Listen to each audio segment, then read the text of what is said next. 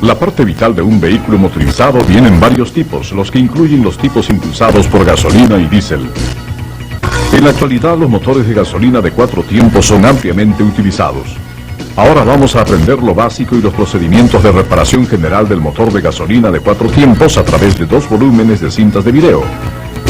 Este video, volumen 1, le brindará el conocimiento básico referente a la construcción y funcionamiento del motor de gasolina.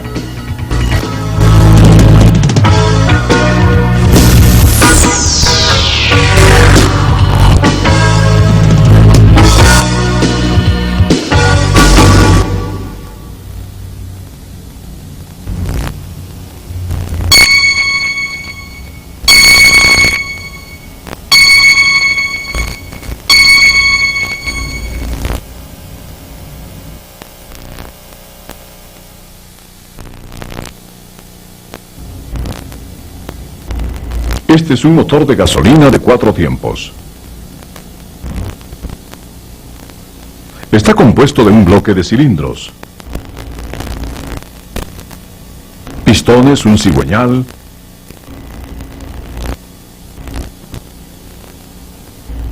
una culata de cilindros, un eje de levas y otras partes.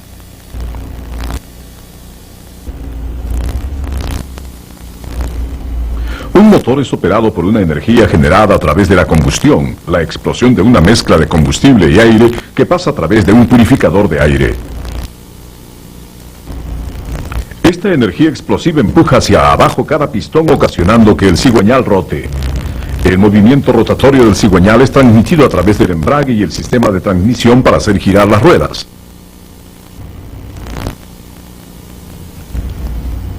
Tal como lo indica su nombre, el motor de gasolina de 4 tiempos opera en ciclos continuos de 4 tiempos, comenzando con la admisión de la mezcla de aire-combustible y finalizando con el escape del gas de combustión.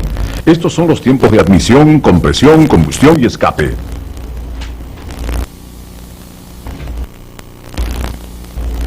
Para el tiempo de admisión se cierra la válvula de escape y se abre la válvula de admisión. Mientras baja el pistón, el espacio superior del cilindro aumenta, haciendo que la presión interna del cilindro sea negativa. La mezcla de combustible y aire es entonces aspirada a través de la válvula de admisión al cilindro.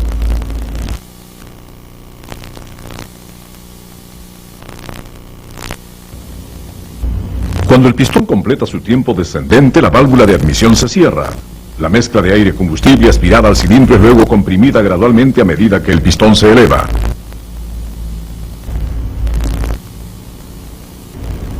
Cuando el pistón casi completa su tiempo ascendente, una corriente eléctrica aplicada a la bujía causa una chispa, explotando instantáneamente la mezcla de aire-combustible.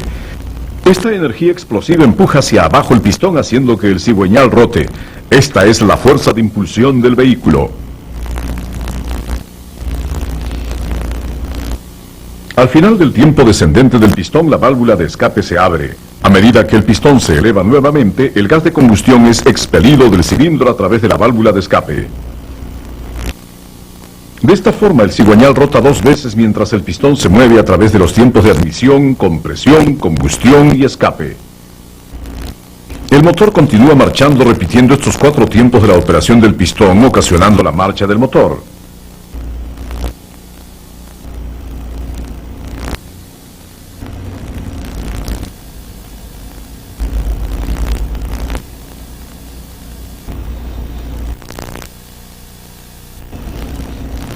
¿Cuáles son las partes que constituyen un motor de 4 tiempos? Veamos la construcción. Las partes del motor están divididas aproximadamente en 4 grupos según la función. Partes para la admisión y combustión de la mezcla de aire-combustible. La culata del cilindro y el mecanismo de válvulas pertenecen a este grupo. Las partes para la compresión de la mezcla de aire-combustible son los pistones, anillos de pistón, bloque de cilindros, válvulas, etc.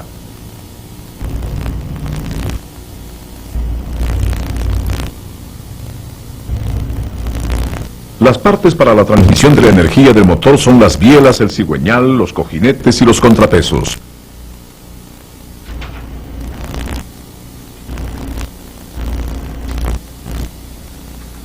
Las partes para la generación de chispas son las bujías, el distribuidor, etc.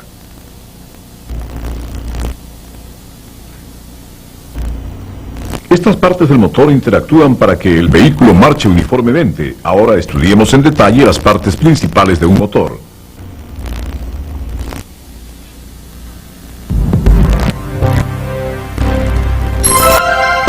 La culata de cilindros se encuentra en la sección superior del motor. Debido a que la culata de cilindros está localizada inmediatamente encima del bloque de cilindros, está siempre expuesta a la alta temperatura y al gas de combustión de alta presión. Por ello está hecha de fierro fundido o aleación de aluminio de alta fortaleza y conductividad térmica.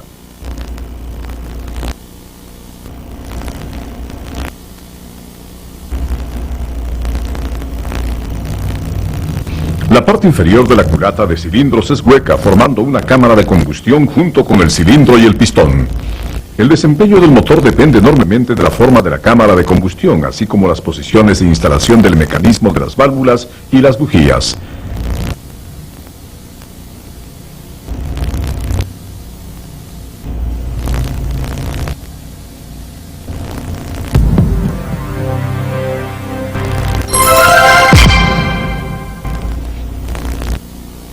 Los motores de gasolina de 4 tiempos recientes utilizan 4 válvulas por cada cilindro, 2 válvulas de admisión y 2 válvulas de escape. La válvula de admisión es más grande en diámetro que la válvula de escape para asegurar una admisión eficiente.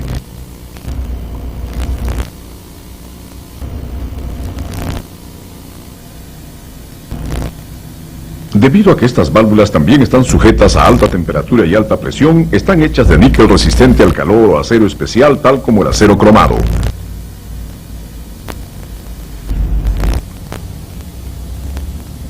Cada válvula está rodeada por partes relacionadas tales como un resorte de válvula y un asiento de válvula. El resorte de válvula es un resorte de espiral que cierra la válvula. Este fuerza la válvula a un contacto cercano con el asiento de la válvula, previniendo el escape del gas.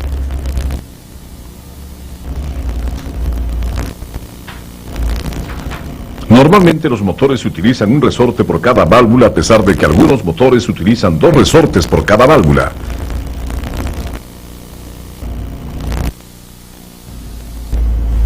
Cuando la válvula es cerrada, el asiento de la válvula está en cercano contacto con la cara de la válvula para asegurar el hermetismo del aire de la cámara de combustión. El asiento de la válvula es cónico con un ángulo de cara de contacto normalmente de 45 grados. El ancho de contacto es de 1.2 a 1.8 milímetros.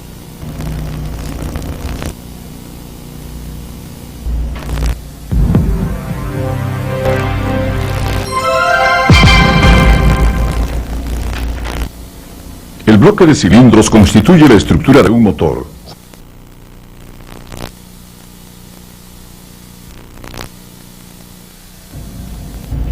Junto con los pistones, el bloque de cilindros juega un rol importante para el mantenimiento de la presión de compresión y presión de apoyo de combustión. El interior de cada cilindro es terminado con un alisado de alta precisión para minimizar el deterioro de las partes y prevenir la fuga del gas. El diámetro del cilindro es un círculo completo. Sin embargo, la parte superior del cilindro y el lado de contacto del pistón tienden a sufrir un desgaste debido a la alta temperatura y alta presión. Luego, la abertura entre los anillos del pistón y el cilindro aumentan, dando como resultado una pérdida de compresión.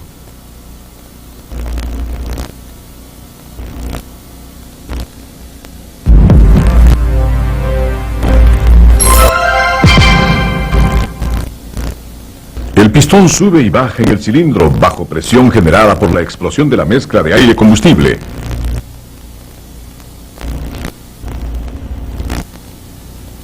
Esta es la construcción de un pistón. El pistón rota el cigüeñal a través del pasador del pistón y la biela.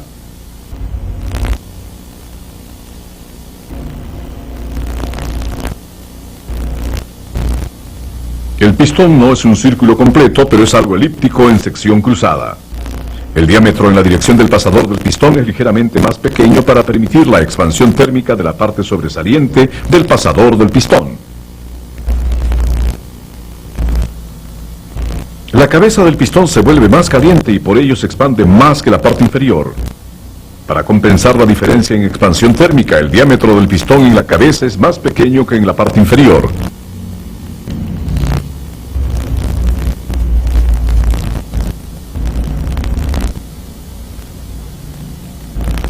Los anillos del pistón evitan la fuga de presión de compresión a través de la abertura entre el cilindro y el pistón. Normalmente cada pistón tiene 3 anillos. Los 2 superiores son anillos de compresión, los cuales mantienen el hermetismo de aire de la cámara de combustión y transfieren el calor del pistón a la pared del cilindro. El anillo inferior, el de aceite, remueve el aceite de la pared del cilindro dejando una película de aceite de espesor mínimo necesario para prevenir el ingreso del exceso de aceite a la cámara de combustión. Cada anillo de pistón tiene una abertura en los extremos para permitir la expansión del anillo. La abertura de los extremos es de 0.2 a 0.5 milímetros a temperaturas normales.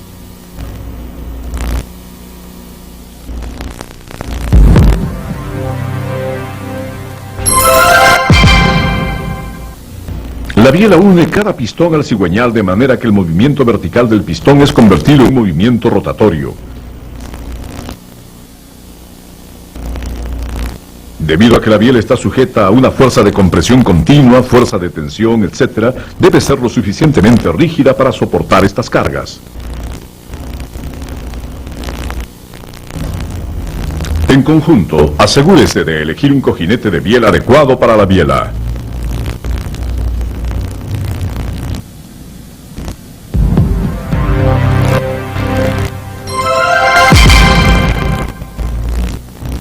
El cigüeñal convierte el movimiento lineal de cada pistón a un movimiento rotatorio por medio de la biela.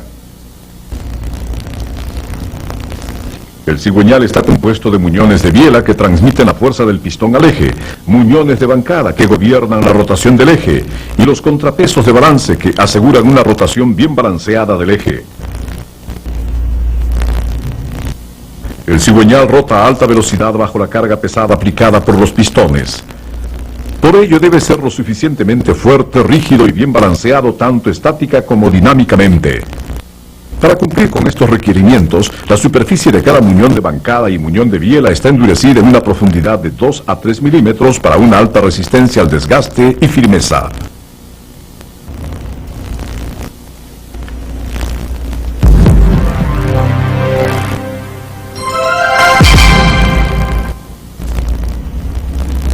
Los cojinetes de bancada del cigüeñal reciben la carga de impacto de la explosión aplicada a las partes rotatorias del cigüeñal, tales como los muñones de biela y bancada, así como las cargas mismas de estas partes.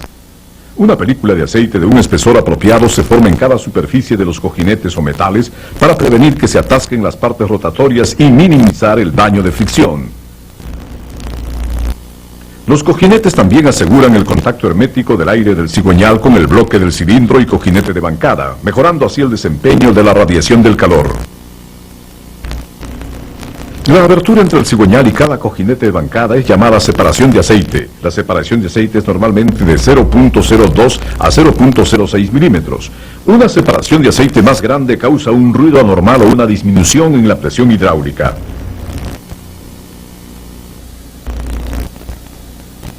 Hemos estudiado las partes principales del motor. Un motor puede producir gran potencia cuando todas estas partes funcionan normalmente.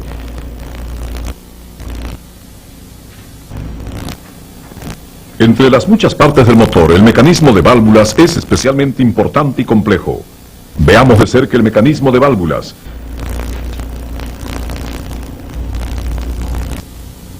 El mecanismo de válvulas está diseñado para operar las válvulas de admisión y de escape, las cuales controlan la admisión de la mezcla de aire combustible al cilindro y el escape de gas de combustión hacia afuera del cilindro, y las válvulas de escape en una sincronización apropiada. Ahora estudiaremos el mecanismo de apertura y cerrado de las válvulas. En un motor 4AF, el movimiento rotatorio del cigüeñal es transmitido a través de la correa de distribución al eje de levas. Algunos motores utilizan una cadena de distribución o un engranaje de distribución en lugar de una correa de distribución. La polea de distribución del eje de levas tiene 2 veces más la cantidad de dientes que tiene la polea de distribución del cigüeñal, de manera que el eje de levas rota una vez, mientras que el cigüeñal 2 veces. Al rotar el eje de levas, rotan las levas abriendo o cerrando las válvulas.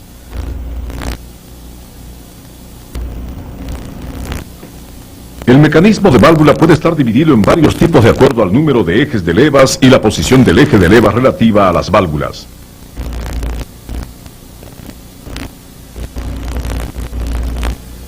El mecanismo de válvulas DOHC, doble eje de levas en la culata, tiene 2 ejes de levas, los cuales operan las válvulas directamente.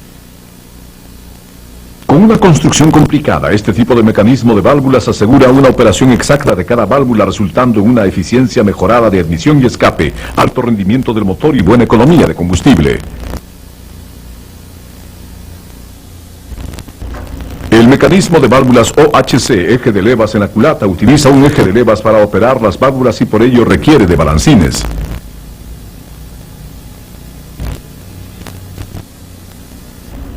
El mecanismo de válvulas OHB, válvulas en la culata, tiene un eje de levas en la parte baja del bloque de cilindros, por lo tanto requiere varillas de empuje y balancines. A pesar de su construcción simple, casi ya no se usa este tipo de mecanismo de válvulas.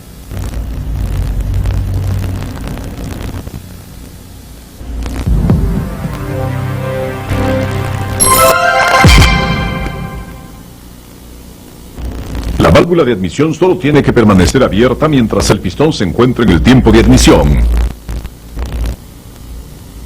Y la válvula de escape tiene que estar cerrada mientras que el pistón se encuentre en el tiempo de escape.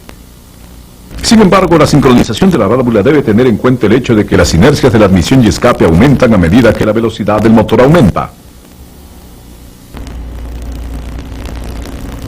Específicamente, la válvula de admisión empieza a abrirse antes de que el pistón comience su tiempo de admisión y se cierra después de este tiempo. De manera similar, la válvula de escape empieza a abrirse antes de que el pistón empiece su tiempo de escape y se cierra después de este tiempo. Tal sincronización de operación de válvula asegura una admisión y escape eficientes.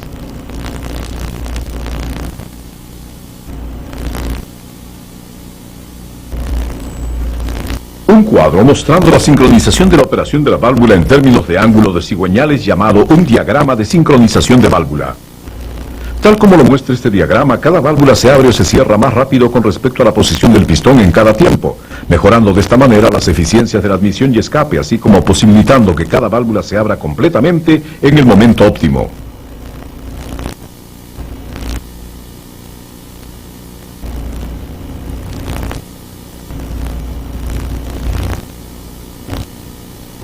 Existe un periodo de tiempo durante el cual las válvulas de admisión y escape se abren. Este periodo es llamado superposición de la válvula.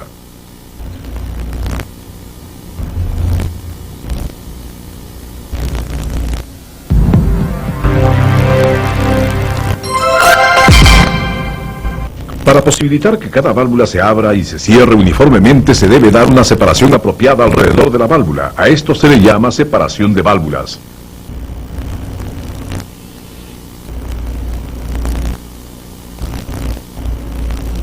Una separación de válvula excesiva causa un ruido anormal y una sincronización de operación de válvula inapropiada.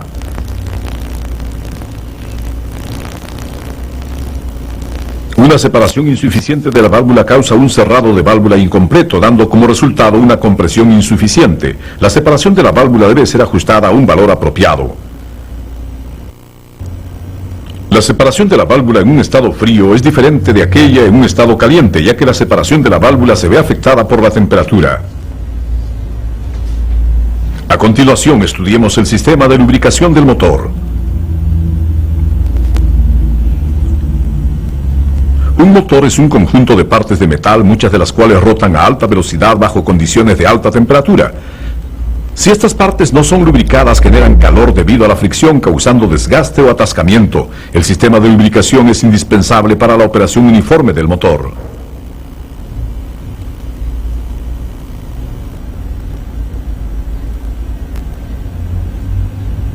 El sistema de lubricación está compuesto principalmente por un sumidero de aceite para almacenar aceite de motor,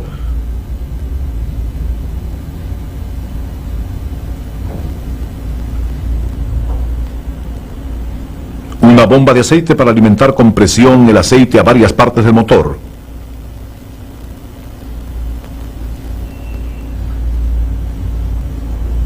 filtro de aceite para remover las impurezas del aceite.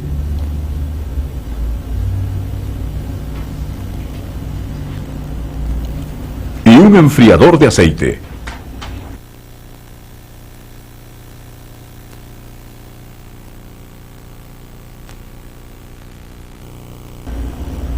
El sistema de lubricación abastece de aceite de motor a cada parte del motor para dejar una película de aceite en las superficies de las partes, minimizando así la fricción y el desgaste. Por ello, las partes lubricadas rotan o se deslizan uniformemente, posibilitando el desempeño óptimo del motor.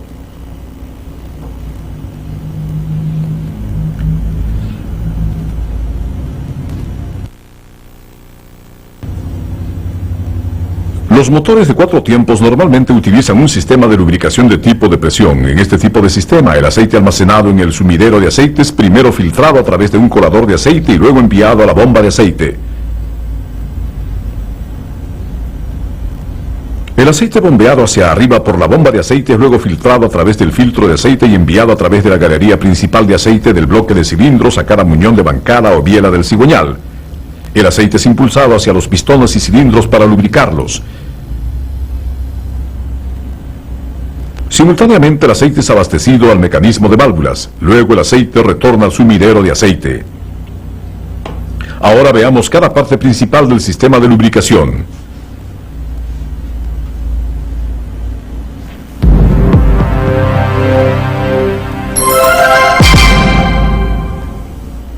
Una bomba trocoide es usualmente utilizada para bombear aceite. El procedimiento de la alimentación de aceite a presión es tal como sigue. Los rotores de impulsión e impulsados rotan mientras están interasegurados. Debido a que el eje del rotor de impulsión es ligeramente excéntrico, se produce un espacio entre los dos rotores a medida que rotan. El aceite es abastecido a presión a través de este espacio.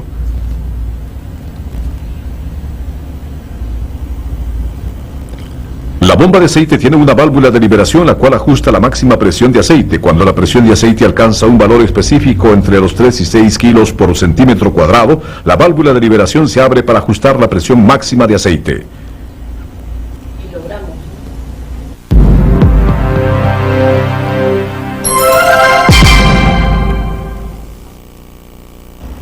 El filtro de aceite remueve las impurezas finas, tales como el polvo y carbón del aceite del motor. El filtro comprende la válvula de retención, el elemento filtrante y la válvula de liberación. El aceite proveniente de la bomba de aceite empuja la válvula de retención ingresando a la circunferencia exterior del elemento filtrante. A medida que el aceite pasa a través del elemento al centro del filtro, las impurezas son filtradas del aceite, el cual es luego enviado a cada parte del motor. Si el elemento del filtro se cierra, la presión del aceite en la circunferencia exterior del filtro se vuelve mayor que en el centro. Cuando la diferencia de presión se vuelve aproximadamente 1 kilo por centímetro cuadrado, la válvula de liberación se abre para crear una desviación, permitiendo que el aceite fluya directamente al motor sin pasar a través del elemento filtrante, previniendo de esta manera una lubricación insuficiente.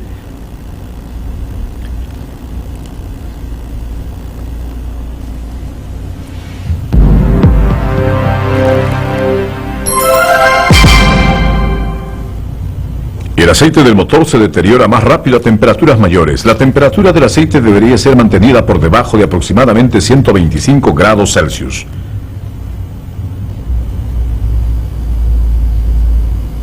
Debido a que el aceite tiende a calentarse, el motor está equipado con un enfriador de aceite como este para bajar la temperatura del aceite.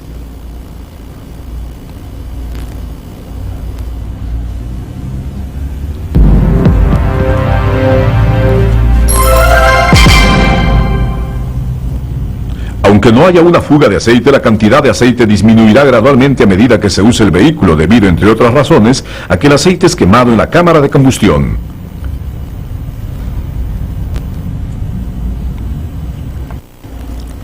El aceite también es consumido en otros 3 puntos. Entre el cilindro y el pistón.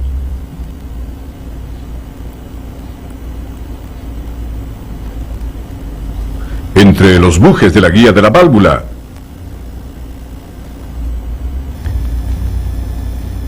Y el vástago de la válvula y en el sistema de control de emisión del cárter del cigüeñal.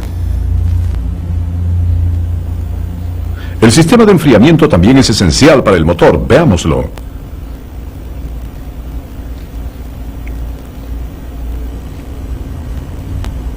Para operar un motor eficientemente, el motor debe ser mantenido a una temperatura apropiada.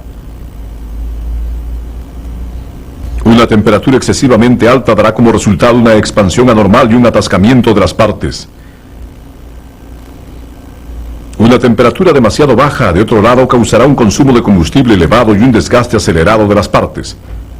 Para mantener una temperatura de motor apropiada no es suficiente prevenir simplemente que la temperatura del motor se eleve. También es necesario elevar rápidamente la temperatura a un valor apropiado cuando está baja.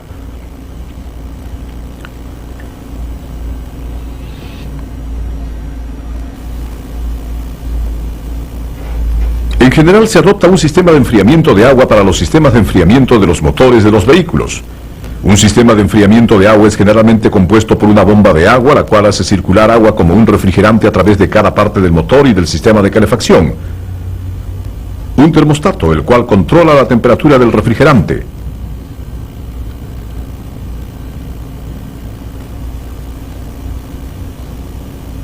Un radiador, el cual irradia el calor del refrigerante a la atmósfera.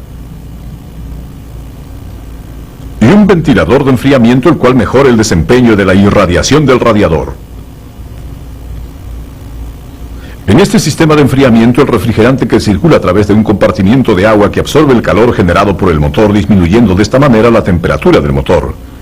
Después de que el calor absorbido es irradiado a la atmósfera por el radiador, el refrigerante regresa al compartimiento de agua para circular y enfriar el motor.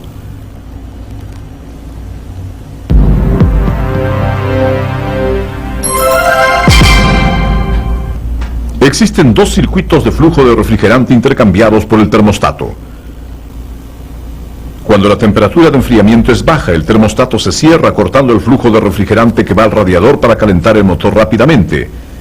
El refrigerante de la bomba de agua luego fluye a través del bloque del cilindro y la culata del cilindro, regresando a la bomba de agua a través de una derivación.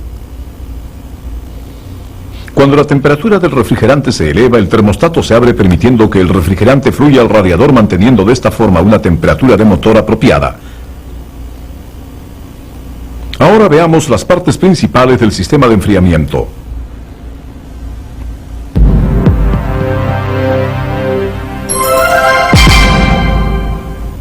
Existen dos tipos de sistema de enfriamiento en términos de un circuito de derivación de refrigerante.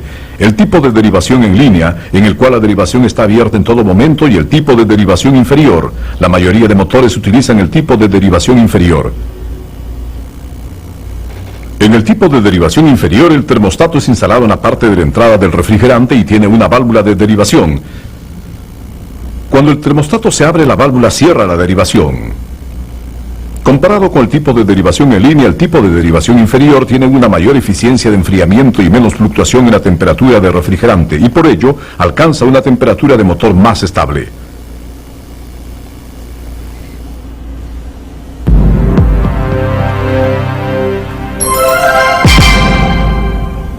El termostato funciona para controlar la temperatura del refrigerante. Tal como se describió anteriormente, el termostato se abre o se cierra dependiendo de la temperatura del refrigerante.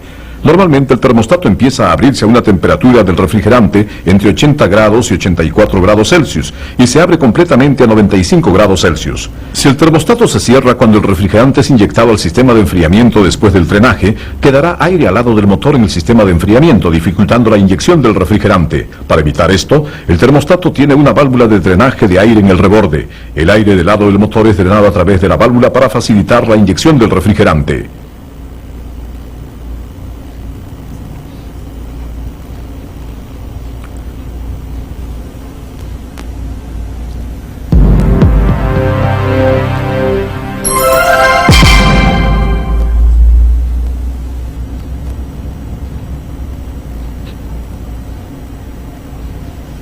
La bomba de agua fuerza el refrigerante a través del sistema de enfriamiento. El movimiento rotatorio del cigüeñal es transmitido a través de la correa de distribución y la correa en B para impulsar el rotor de la bomba. La función del bombeo del rotor circula el refrigerante en el sistema de enfriamiento. La abertura entre el rotor y el cuerpo de la bomba de agua está mecánicamente sellada para prevenir la fuga del refrigerante. Si el refrigerante se filtra a través del sello mecánico, puede entrar en la sección de cojinetes. Para prevenir esto, la bomba de agua está provista de orificios de drenaje de agua. La fuga del refrigerante puede ser comprobada a través de estos orificios.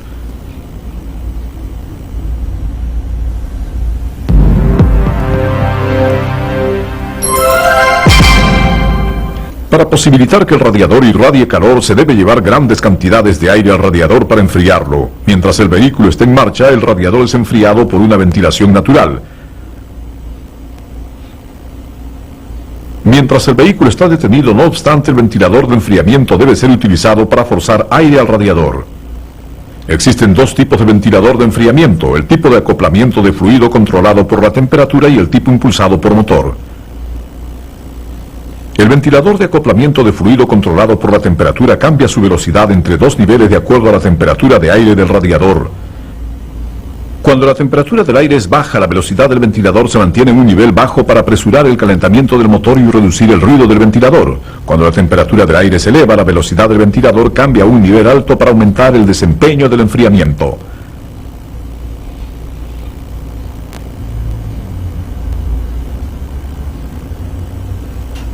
El ventilador impulsado por motor es activado solo cuando la temperatura del refrigerante es alta. La mayoría de los vehículos FF utilizan este tipo de ventilador. Debido a que la velocidad del ventilador no cambia con la velocidad del motor, este ventilador brinda un desempeño de enfriamiento alto cuando el vehículo es conducido a una baja velocidad.